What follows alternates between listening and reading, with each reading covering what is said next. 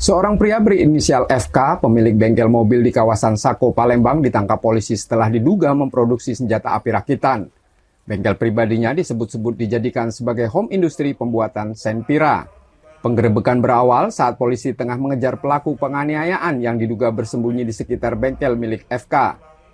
Saat menyisir lokasi, petugas mencurigai aktivitas mencolok di dalam bengkel. Setelah dilakukan penggeledahan, polisi menemukan sejumlah alat yang diduga digunakan untuk membuat senpira.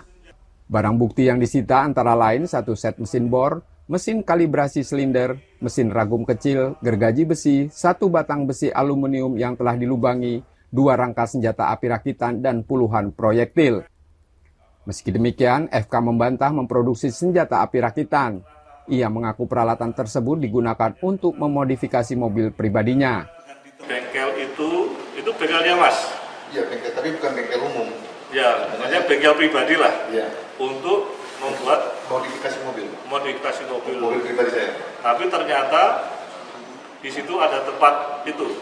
Nah, kalau masalah mesin-mesin itu memang salah satu mesin untuk modifikasi mobil. Tapi kalau yang masalah bahan-bahan yang terkait dengan mesin itu, saya nggak tahu.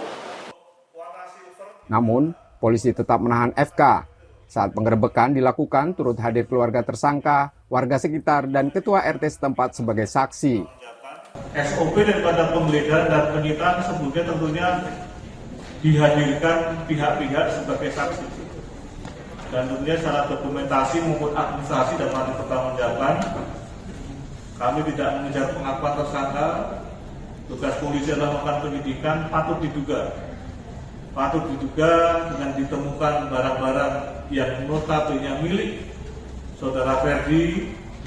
Beliau patut juga sebagai orang yang bertanggung jawab untuk mengetahui kegunaan barang-barang yang ada di situ. Akibat perbuatannya, FK terancam hukuman maksimal 12 tahun penjara.